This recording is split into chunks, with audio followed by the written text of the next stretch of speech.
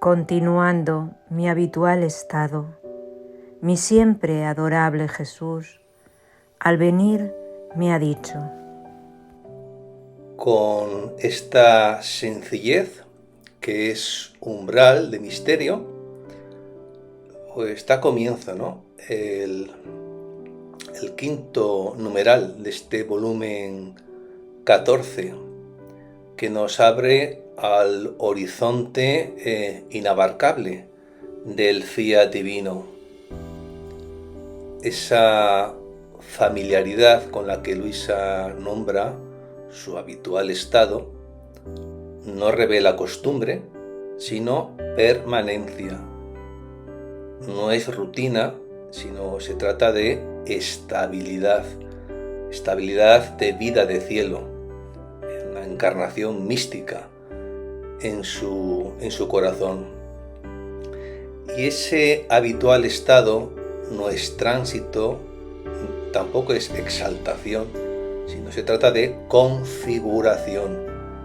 El alma de Luisa ha sido y está siendo moldeada por la voluntad suprema y vive ya inmersa en esa santísima voluntad de Dios, como en su elemento propio, sin eclipses, sin discontinuidades, y por tanto en ese estado habitual, ¿no?, de estar ahí abismada, sumergida en ese mar inabarcable de la divina voluntad. Ahí la criatura pues ya no vive para recibir a Dios como algo extraordinario, sino que se ha convertido en morada perpetua de su presencia.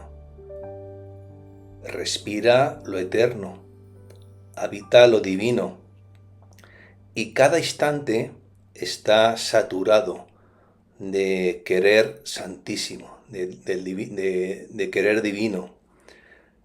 No hay distancia en ese estado entre anhelar y contemplar, entre esperar y poseer, porque el divino esposo viene, y viene sin ser llamado, y se acerca sin anunciarse. Entra como el sol, como entra el sol al alba, ¿no?, sin estrépito, sin pausa. Viene como el rocío a la flor, cuando ya todo en la criatura es un hágase, un sí a tu voluntad. Y así da comienzo este extraordinario numeral, con el Señor viniendo al alma, a esa alma que le pertenece, esa alma esposa, y con la criatura escuchando, pero no como forastera, sino como esposa, una esposa en cuyo seno cada palabra inaugura pues una liturgia secreta, donde Dios y la criatura comienzan a morir y vivir, pero recíprocamente. Es una dinámica de morir y vivir recíprocamente por amor, de amor divino. Hija mía, mi amor por la criatura me hacía morir a cada instante. Esta declaración de Jesús no es una hipérbole piadosa, ni una licencia del lenguaje afectivo, sino la revelación de un misterio siempre vivo en el corazón de Jesús. Su amor, que es llama sustancial, eterna, lo lleva a una oblación sin tregua, lo lleva a un amor que no cesa, a un morir constante, incesante, a una pasión que no concluyó en el Viernes Santo, ahí en el Calvario, sino que continúa misteriosamente, pero verdaderamente, en cada palpitar de su divino querer. Claro que no es una muerte física, sino que es un desgarro incesante, nacido de ese anhelo divino, de unirse en ese acto conyugal a la criatura. Y eso no es no de un modo simbólico, sino real, total, transformante. Porque el amor cuando es verdadero, no se sacia con amar desde lejos, claro que no. Quiere poseer, quiere habitar, quiere consumar. Y si esto no se cumple, su misma plenitud, su misma vehemencia, ¿no?, pues se vuelve martirio.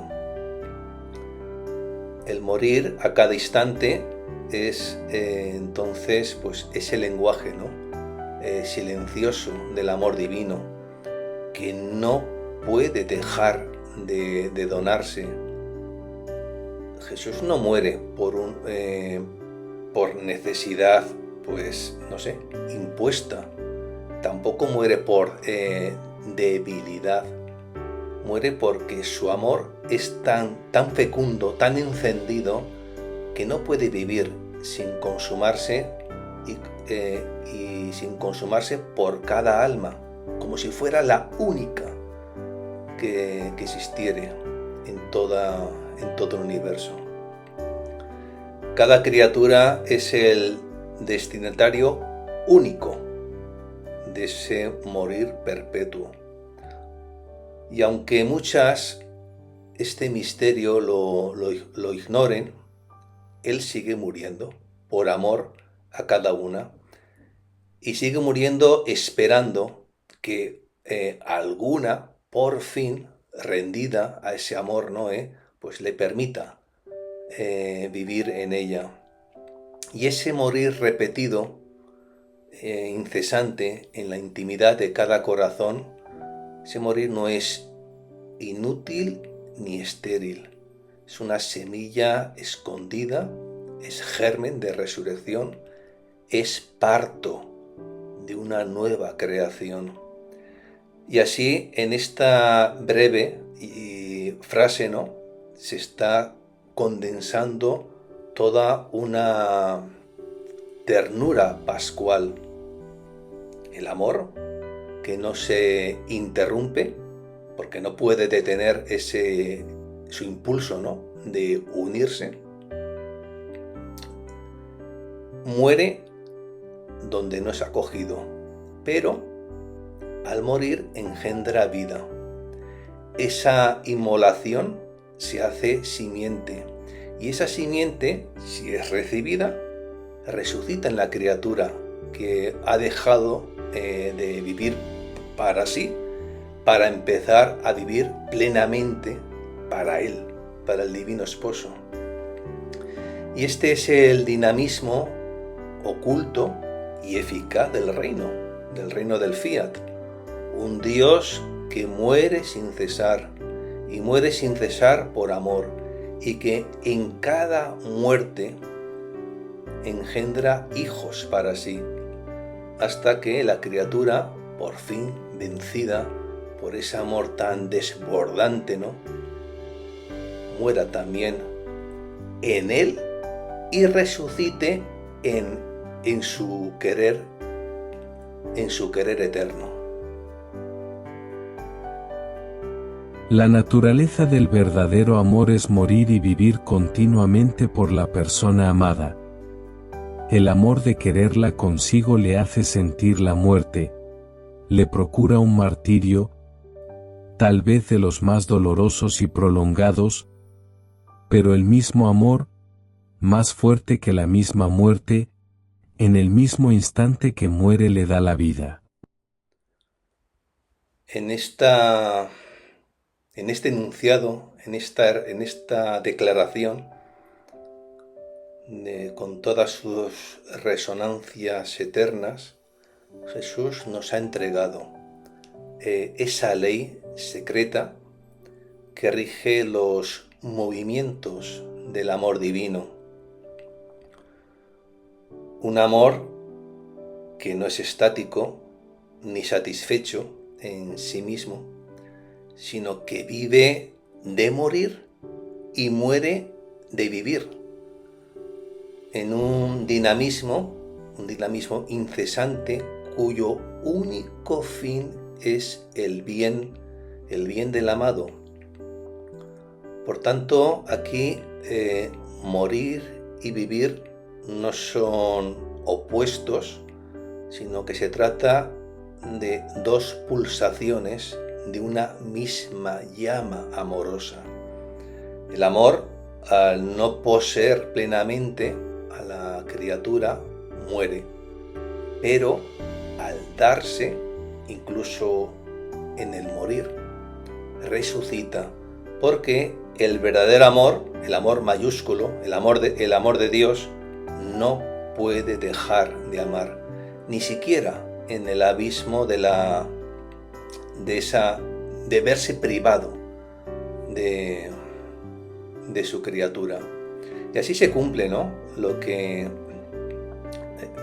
esa ley, ¿no?, tal como también está anotada en la Sagrada Escritura, sobre todo ahí en ese hermoso, ¿no?, y fecundo libro del Cantar de los Cantares, donde esa ley pues se nos formula pues con ese lenguaje esponsal, ¿no?, del cantar, ¿no? Es fuerte el amor como la muerte, es cruel la pasión como el abismo, sus dardos son dardos de fuego, llamaradas divinas. En cualquier caso, el Señor Jesús no está describiendo un sentimiento, está haciéndonos toda una declaración. No habla de sentimiento, sino de una substancia viva. El amor, que es Él, que Él es amor, Dios es amor. Y Él es amor creador, amor redentor, amor santificador, que lleva en sí mismo inscrita en su misma esencia, ¿no?, esa ofrenda, ese donarse, ¿no? Y por eso ese deseo de tener consigo a la criatura, pues claro, no es un impulso afectivo, es que es una exigencia ontológica. El amor no puede no querer unirse a la criatura. Está buscando el divino esposo a su esposa. No puede no querer unirse en ese acto conyugal, por denominarlo de alguna manera con nuestras categorías humanas, ¿no? Y cuando esa unión conyugal pues no se consuma, porque la voluntad humana aún no se entrega a la voluntad divina, aún resiste, aún se reserva, ¿qué ocurre?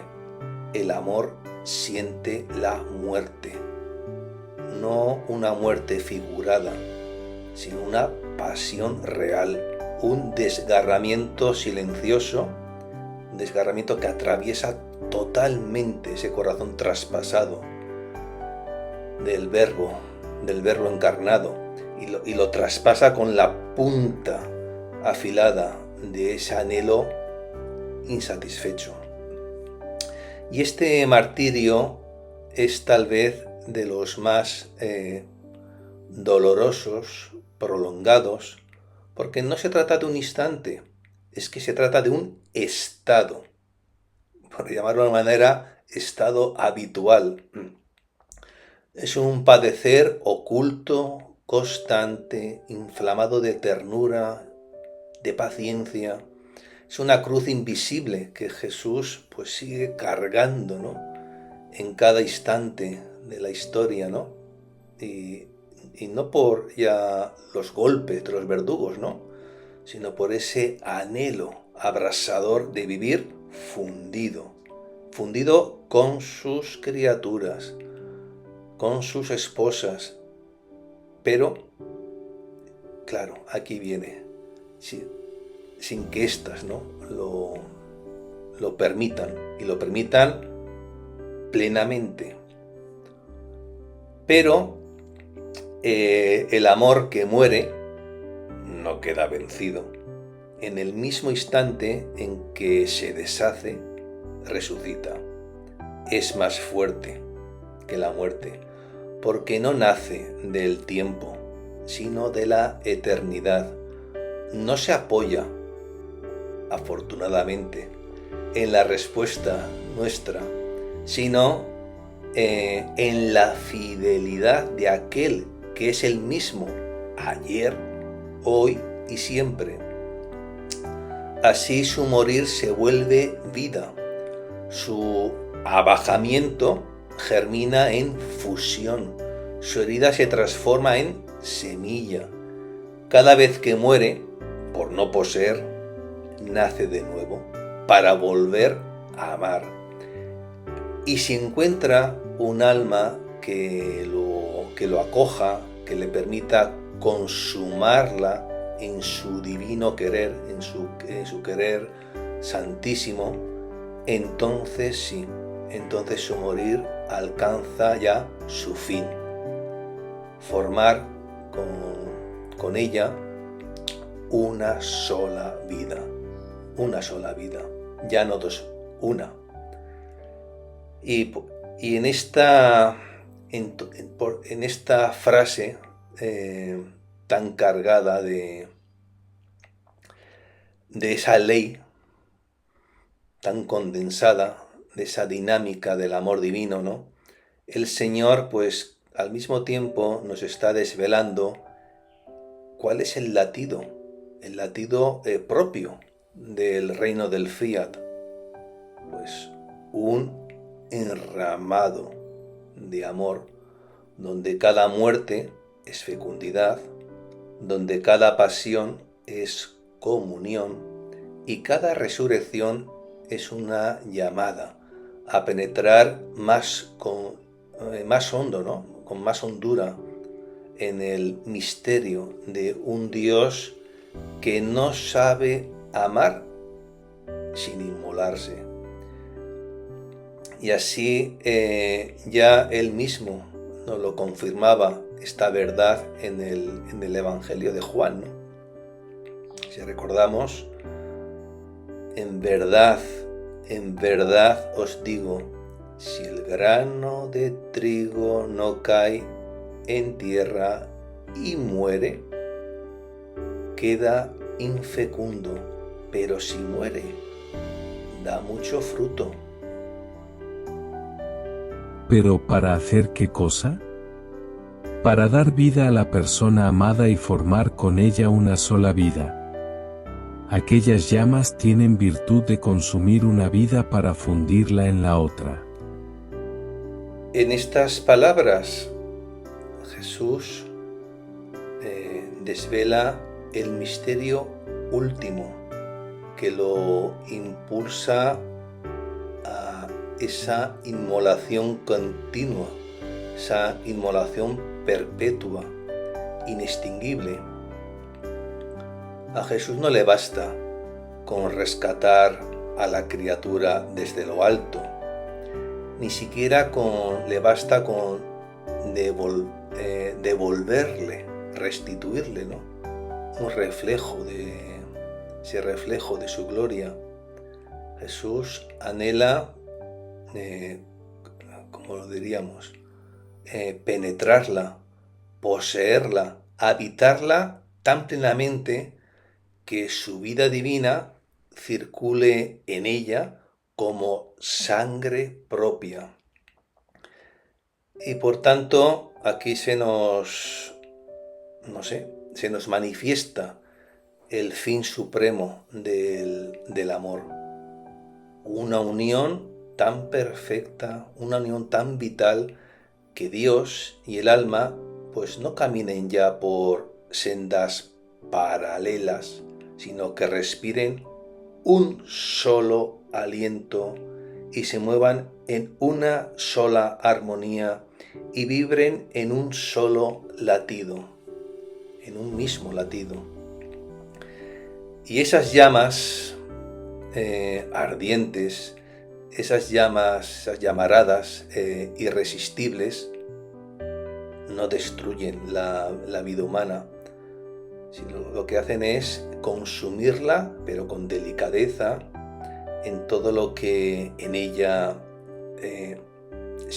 resiste, se repliega o se oscurece, ¿no? Y claro, en esa purificación que hacen, liberarla, ¿no? Desnudarla de todo lo que no es amor, para que pueda recibir sin estorbo la plenitud de la vida, pero vida de cielo, ¿no? Por tanto, no se trata de una consumación que aniquila, sino de una consumación que es transfiguración amorosa. El alma sigue siendo plenamente ella, claro que sí, pero ya no vive para sí, sino que ya vive por otro, vive en otro, vive con otro, con Jesús, en Jesús, por Jesús. Y así la vida creada pues queda ya por fin injertada en la vida increada, sin disolverse ni resistirse, sino abriéndose, ¿no? Ya en un hágase continuo, ¿no? A la circulación del santo querer eterno, hasta que el esposo divino y la esposa humana, distintos, claro que sí, en su ser, pero ya latiendo en una sola palpitación, ¿no? En un solo pulso de amor divino. Y esa es la virtud de esas llamaradas ardientes, ¿no? Que brotan del corazón, del sacratísimo corazón del verbo encarnado. Transformar dos vidas, sin anularlas, en una sola existencia, una existencia de comunión, de intimidad, de recíproca inhabitación, y por tanto, así, claro, ya no hay alternancia entre lo humano y lo divino, o entre lo divino y lo humano, sino lo que hay es una correspondencia viva, una correspondencia estable, nupcial, donde el alma se deja vivir por aquel que murió por ella. Y así se cumple, ¿no?, aquello que San Pablo les decía, ¿no?, a los cristianos en Corintio, ¿no?, en esa primera epístola, ¿no? El que se une al Señor es un espíritu con Él. Esa es la plenitud del reino del fiat. La criatura consumida y resurgida continuamente en ese fuego suave del amor eterno, viviendo no una sombra de vida de cielo o de vida divina, sino viviendo esa misma vida y viviéndola en su misma fuente, en su propio ritmo, en su esplendor, en la profundidad más íntima, en la más íntima, en esa profundidad más íntima de su ser. Esa es la plenitud del reino. Es propiamente esta la virtud de mi amor, hacerme morir, y de mi consumación formar tantas semillas para ponerlas en los corazones de todas las criaturas, para hacerme resurgir de nuevo y formar con ellas una sola vida conmigo. En esta declaración serena, profunda, abismal, el Señor nos ha brindado como confidencia cuál es la dinámica más íntima, cuál es la dinámica operante de su amor. No ama desde lejos e incluso no ama, no se da sin fruto. Su amor al consumarse, pues no se extingue, sino que se fragmenta, y se fragmenta en semillas vivas, en semillas preñadas de resurrección, y que Él mismo las va depositando, en el hondón del alma, Por eso su morir no es, por decirlo, estación, termini. No es, ese no es el término, el morir, sino que su morir es un surco abierto en el que su sangre, al tocar la tierra, del corazón humano, se vuelve, su sangre se vuelve grano fecundo, capaz de germinar vida divina, vida de cielo.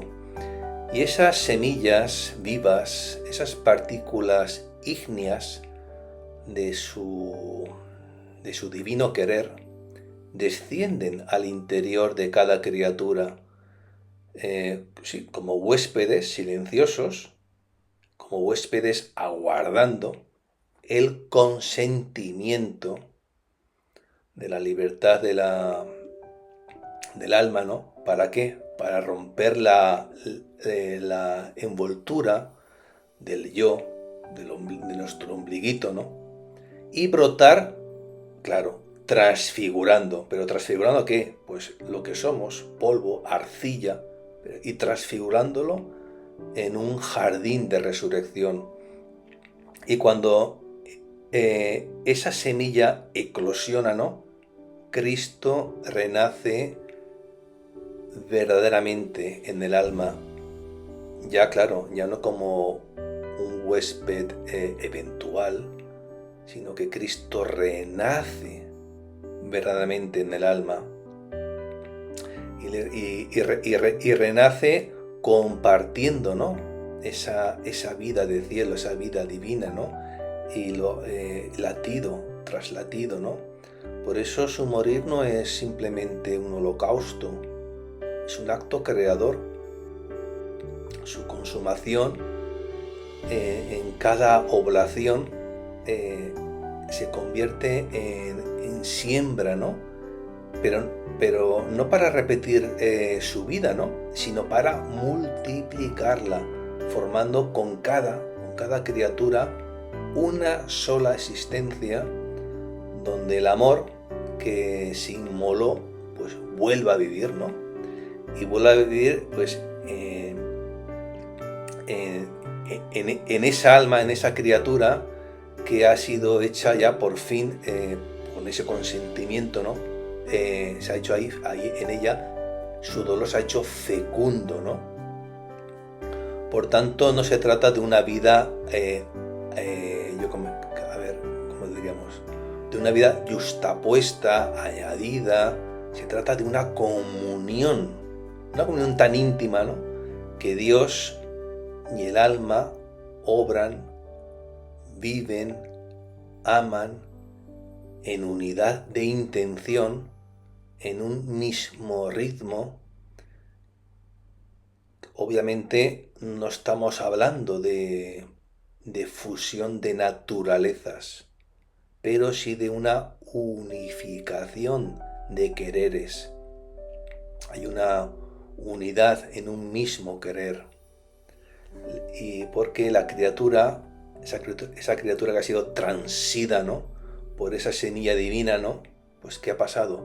Que ha dejado, cuando ha dado su consentimiento, ha dejado de vivir para sí y ha comenzado a vivir para Jesús, que se entregó por ella. Y por tanto, así, de esta manera se cumple, ¿no?, lo que ya San Pedro, ¿no?, en su primera epístola, ¿no?, ya con esas palabras inspiradas por el Espíritu Santo, ya él lo anunciaba así, con esta: habéis sido regenerados, pero no a partir de una semilla corruptible, sino de algo incorruptible, mediante la palabra de Dios, viva y permanente. Y por tanto, esta dinámica de muerte y resurrección, esta dinámica de sembrar y renacer, ese es el flujo, ese es el flujo vital del reino, donde el amor divino pues no se agota ni se dispersa, sino que es que se concentra y se expande en cada alma, pues que está dispuesta, ¿no?, a vivir en comunión perfecta, en esa comunión esponsal. Claro, el alma ya no vive para sí, sino para Jesús, para el esposo divino, ¿no? Y juntos forman una sola vida, una sola llama amorosa, como decía San Pablo antes, hemos escuchado, un solo espíritu, trascendiendo así pues esa desproporción, ¿no?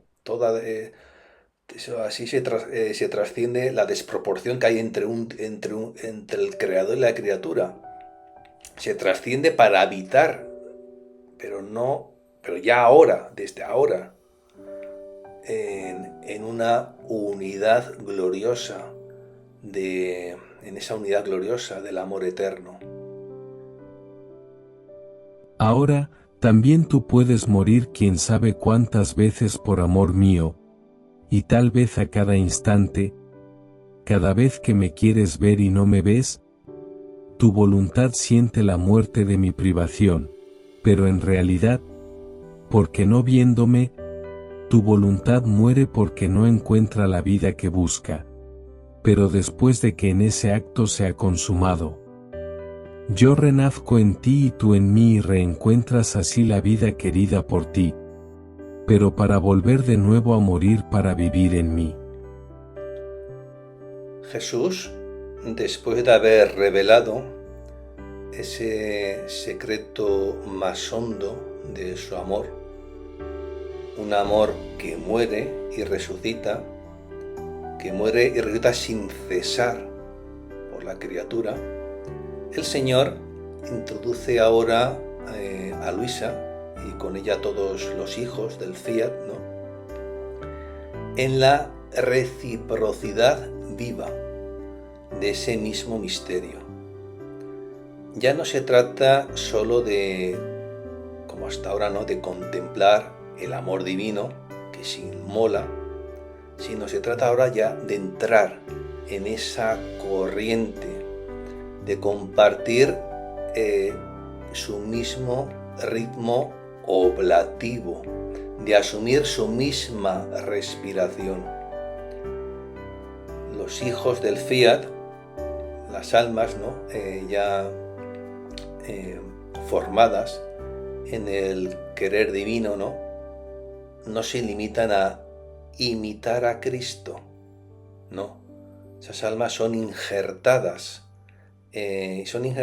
interiormente en ese movimiento pascual, ¿no? Morir y vivir. Ese movimiento pascual que hemos escuchado, de cómo era de siembra, ¿no? Y de sembrar y renacer, de resurrección y muerte, ¿no? Y en ese momento pascual son injertadas, por tanto no se imita. Por eso también al estar injertados en ese movimiento, ¿no? En esa dinámica, en esa corriente, también el alma, los hijos de la divina voluntad, pueden morir por amor, y no una vez, sino innumerables veces. Claro, no es un morir en la carne, sino en la voluntad. Sí, en la voluntad, allí donde el amor alcanza su expresión más pura, más libre, más fecunda. Por tanto, en esa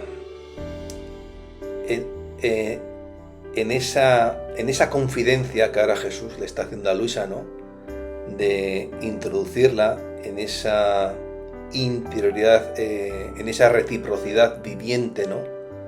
De ese mismo misterio, ¿no? ¿Qué le está diciendo a Luisa? Pues que cada vez que ella desea ver a Jesús y no lo ve, cada vez que lo llama y no responde, ¿no? Cada vez que lo busca y él se vela, su voluntad, que ya no vive de sí, sino que vive del amado, ¿no? Pues experimenta una verdadera muerte. Y esto no es una emoción piadosa, ni siquiera es una ausencia psicológica, es una consumación real. La voluntad muere, porque ha sido privada de aquel que se ha vuelto su única vida. Y por tanto es un morir real, silencioso, interior, ardiente, donde incluso el alma ha sido despojada de todo consuelo, pero con todo se entrega sin resistencia, ¿no? A ese vacío fecundo, ¿no? De la ausencia divina. Pero ese morir por amor no va a quedar estéril, ¿no? En cuanto el alma se ha vaciado de todo, ¿no? Incluso de ese derecho de sentir a Jesús, o de ese derecho de quiero ver a Dios, ¿no? El mismo Jesús que parecía lejano, resurge en ella. No regresa simplemente, no es un regreso, es un renace, como si su presencia brotara desde lo más íntimo, ¿no? del alma, ¿no? Y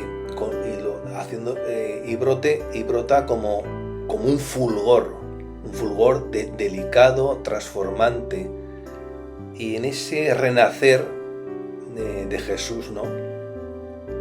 Renace el alma. Y renace no como antes, sino pues ya un poco más conforme, un poco más dócil, un poco más traspasada, ¿no? Por el inabarcable, ¿no? Santo querer, ¿no? El santísimo querer eterno, ¿no?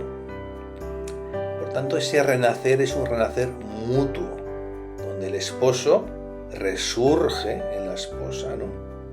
Y la esposa también resurge en el divino esposo, y lo hacen como dos llamaradas, ¿no?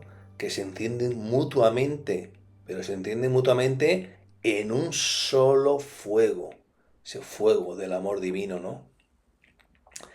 Y esa dinámica no tiene término. Es que es una dinámica que podríamos llamarla, más que dinámica, esa circularidad, ¿no? No tiene término, es una circularidad plena, de plenitud amorosa, ¿no? Porque cada renacimiento, ¿qué es? Pues un preámbulo de un nuevo morir. Y cada muerte, ¿qué es? Una antesala de una vida más alta. La criatura ya no vive en alternancia, ¿no? Sino en oblación continua. Morir por amor, para vivir de Jesús. Vivir en Jesús para volver a morir en el abrazo del mismo amor, de ese amor eterno, ¿no? Esa es la Pascua, una Pascua perpetua del alma, de esa alma que ha sido consumada, ¿no?, en el divino querer. Es una liturgia secreta, donde la voluntad humana se inmola, pero resucita sin cesar, hasta que ya no habita en ella pues otra vida que la vida de quién, pues del esposo, ¿no?, del esposo divino, del divino esposo, que por amor la hizo morir para hacerla eternamente suya, ¿no? Así también, si me deseas, tu deseo no satisfecho siente la muerte, pero haciéndome ver encuentra nuevamente su vida. Y así tu amor, tu inteligencia, tu corazón, pueden estar en continuo acto de morir y vivir por mí. Ya con este último impulso de su enseñanza, ¿no?, el Señor revela que ese dinamismo de morir y vivir por amor no está restringido únicamente a la voluntad humana, sino que ese dinamismo de vivir y morir se difunde, y se difunde con suave imperio, ¿no?, hasta abrazar todas las potencias del alma, ¿no? Ninguna facultad va a quedar al margen de esa dinámica, porque todas son convocadas a ingresar en esa Pascua escondida, ¿no?, donde el amor se inmola sin cesar, pero y en la misma medida también resucita sin cesar, y por tanto todas las facultades en su propio lenguaje, ¿no?, van a ser incorporadas a ese holocausto sin estrépito, a esa vida sin ruido, ¿no?, donde Dios mismo forma, ¿no?, su morada, vive, y también Dios mismo ahí de forma secreta, ¿no?, pero eficaz, ¿no?, y obrante, ¿no?, realiza toda esta maravilla, ¿no?, y la realiza en el corazón de su amada, ¿no? Por eso Jesús ya no le habla a Luisa de su voluntad, sino le ha dicho: si me deseas y tu deseo no es satisfecho, claro, el deseo siente la muerte, ¿no? Y cuando efectivamente el deseo de Luisa es un deseo puro, pero en ese deseo puro no encuentra cumplimiento, no se precipita en la amargura, ¿no?, sino que hace, se eleva, ¿no?, se eleva como oblación silenciosa, ¿no?, y al no poseer al amado, ¿no?, al esposo divino, muere dulcemente en su espera, ¿no?, y esa muerte, acogida con fidelidad, ¿qué hace? Se vuelve incienso, un incienso grato, ¿no? Pero también es cierto que en la hora de Dios, cuando el esposo se deja ver, en ese mismo instante el deseo renace, y renace inflamado, pero renace más humilde, ¿no?, más abrasado, más adherido al santo querer eterno, ¿no? Y así el alma vive esa alternancia de privación y encuentro, ¿no? Y por tanto, ¿no?, en esa alternancia no es una alternancia que disperse, ¿no?, sino es una alternancia que va formando, configurando, no hiere, lo que hace es fecundar, ¿no? Y esa ausencia y esa presencia, esa privación y ese encuentro, ¿no? No son rupturas, sino que lo que son pulsaciones, ¿no? De una única liturgia del amor divino. Morir para engendrar, arder para iluminar, vaciarse para poseer más hondo. Ahora bien, ese morir y vivir, ¿no? No pertenece solo al deseo. Hay más facultades, ¿no? Más potencias, ¿no? En nosotros, ¿no? Por eso también el amor, también la inteligencia, también nuestro corazón deben participar de ese ritmo oblativo, ¿no? Y de hecho, el amor muere cuando no puede abrazar al amado, pero también el amor revive cuando se sumerge en el santísimo querer, ¿no? Y lo posee allí, en ese querer santo, divino, ¿no? Lo posee sin límite, ni figura, claro. Y también es cierto que la inteligencia muere cuando, no comprende, ¿no? Los caminos divinos, pero revive cuando se rinde, ¿no?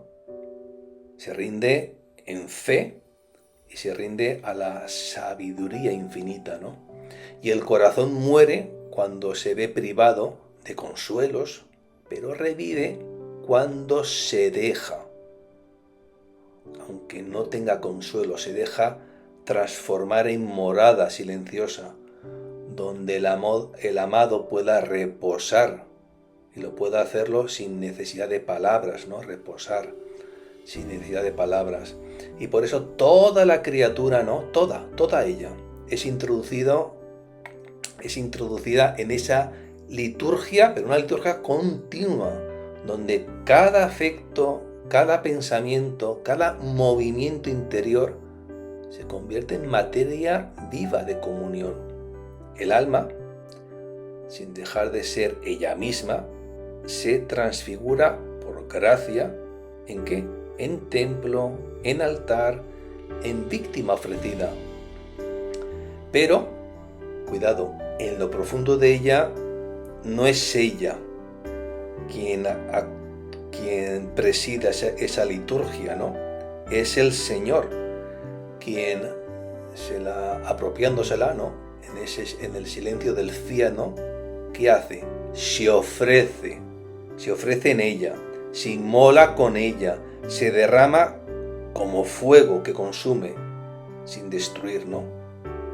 Él es Jesucristo, ya sabemos, es el sumo y eterno sacerdote, ¿no?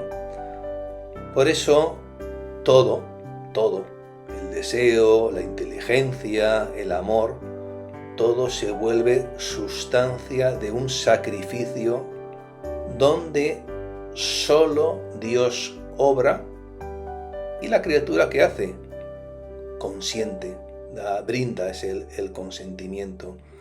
Y ese es el milagro más alto del amor divino, hacer que la criatura muera y viva en él a cada instante, hasta que no quede en ella latido que no sea suyo, ¿no? Deseo que no arda por él, voluntad que no se ofrezca al unísono con el querer divino, ¿no?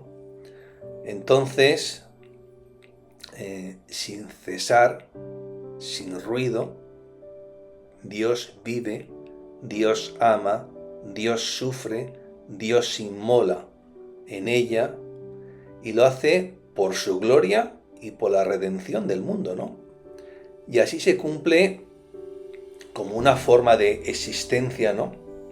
Aquella palabra, ¿no? Que de la Sagrada Escritura, ¿no? Y que el apóstol San Pablo, ¿no? Pronunció, brindándole dándole boca, ¿no? Voz al Espíritu Santo, ¿no? En esa célebre frase, ¿no? De San Pablo en esa carta a los Gálatas, ¿no? Vivo, pero no soy yo el que vive, es Cristo quien vive en mí. Si lo he hecho yo por ti, es justo que tú lo hagas por mí. Si lo he hecho yo por ti, es justo que tú lo hagas por mí.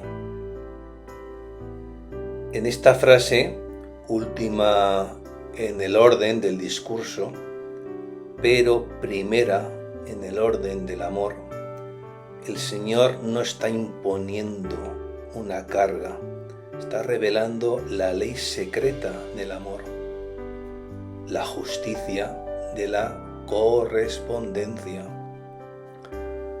No se trata de un equilibrio ni de una compensación, sino de un amor que responde al amor, de un alma que al saberse amada y amada hasta la inmolación, encuentra que en la entrega, en esa entrega de sí misma, ¿no? Encuentra pues que es la única forma, ¿no?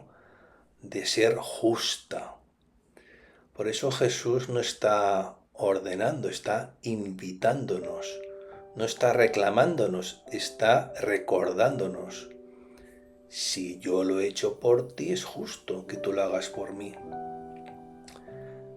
Le muestra al alma que todo lo recibido, su muerte y su vida por ella, su ausencia y su retorno, su deseo ardiente, su fidelidad silenciosa, todo no es una merced que queda ahí sin eco.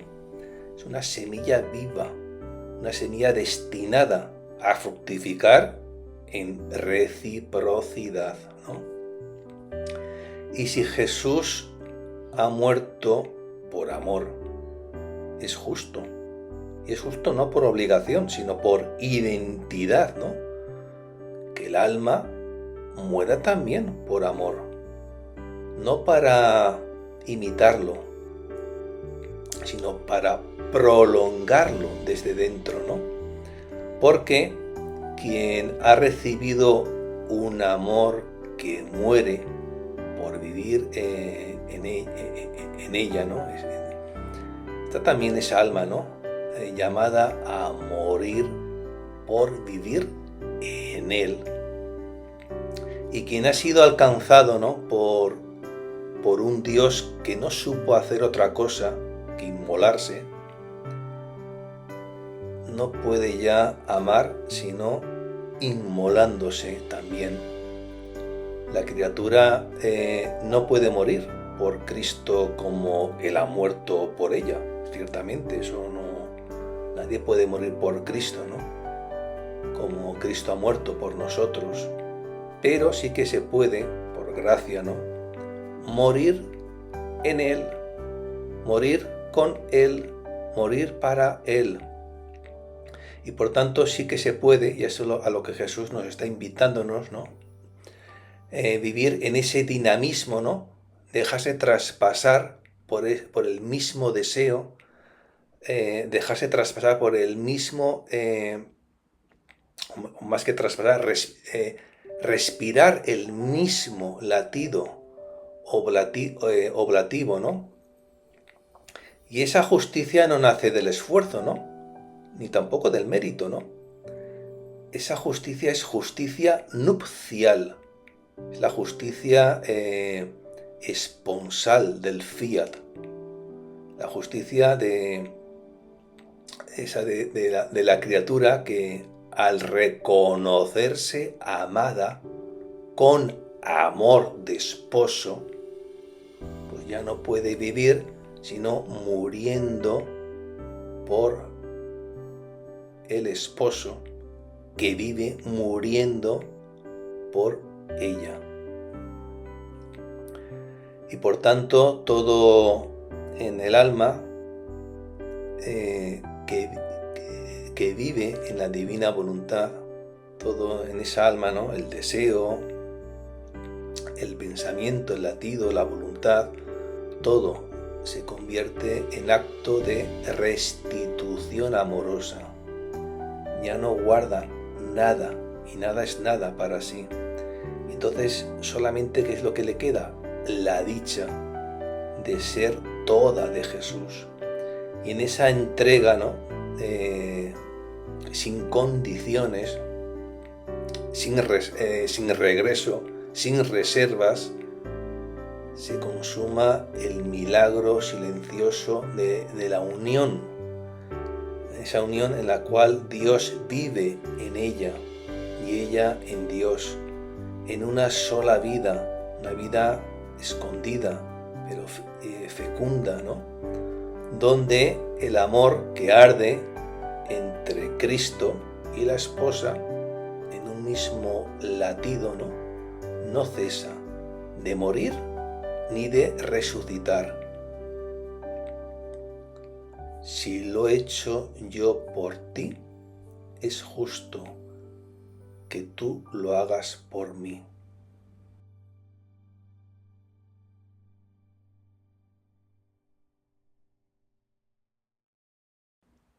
Una vez ya desgranado todo este profundo, abismal, quinto numeral de este volumen 14, ¿no? Del libro de cielo, ¿no? Lo primero que calamos y sopesamos es que el numeral está como respirando toda una única ley, la del amor, que no puede vivir sin inmolarse y no sabe inmolarse sin vivificar. Jesús en este numeral se revela como esposo crucificado que al amar muere y al morir siembra vida.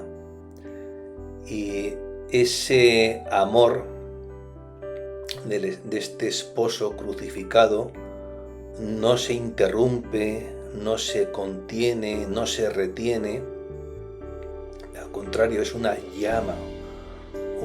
llama que se dona aun cuando no es acogida y que al ser rechazada no retrocede, sino que se vuelve semilla, una semilla escondida de resurrección.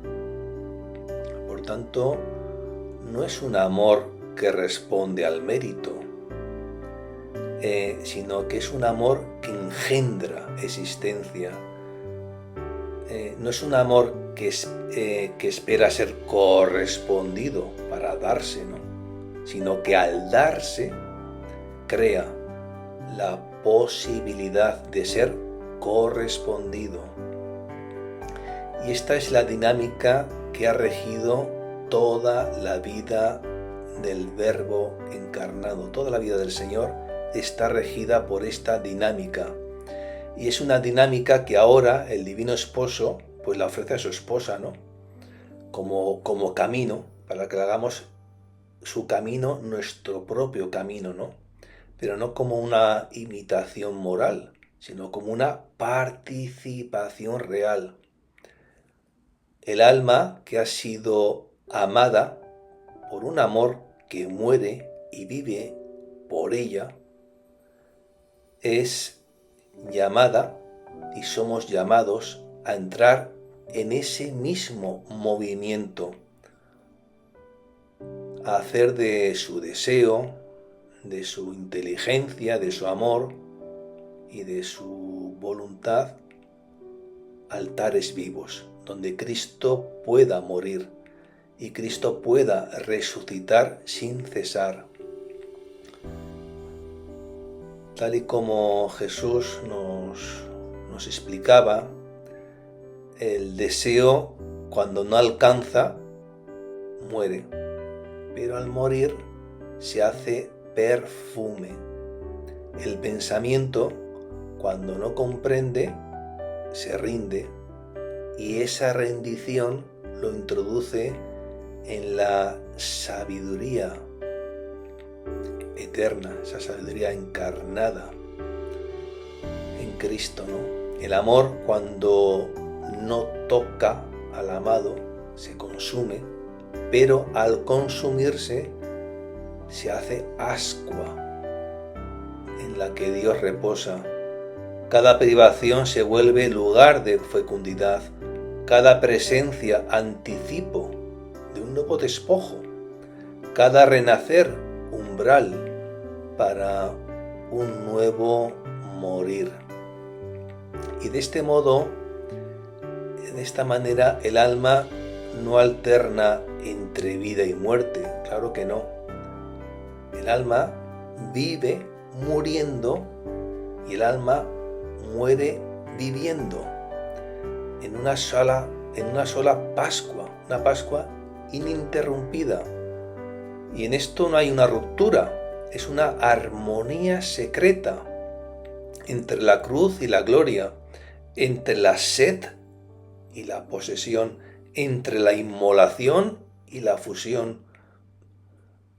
La justicia del reino no consiste en dar algo a Dios, sino en dejar que Dios viva todo, lo viva todo en el alma. Y cuando ya por fin la criatura pues ha dejado de reservarse algo, cuando ya no guarda voluntad, ni juicio, ni deseo, fuera del divino querer, solo le queda la dicha de ser toda de Jesús. Y entonces se consuma en esa alma el milagro, un milagro el más silencioso, ¿no? Dios vive en ella. Ella vive en Dios. Y viven Dios y el alma, ¿no?, en una sola vida, una vida escondida, una vida fecunda, donde el amor divino ha hecho vida común entre el divino esposo y la esposa, ¿no?, el alma esposa, ¿no?, que se entrega sin pausa, que se consume sin agotarse, ¿no?, que renace sin cesar en el silencio fecundo, ¿no?, del querer santísimo, ¿no? Pues con esta invitación de Jesús, ¿no?, pues pidamos a María, Reina del Reino, ¿no?, que nos acompañe, ¿no?, en esa ley del amor, ¿no?, que no puede vivir sin inmolarse y no sabe inmolarse sin vivificar, en esa vida en la cual, pues como hemos dicho antes, ¿no?, uno vive muriendo y muere viviendo en una única Pascua, la Pascua del Señor.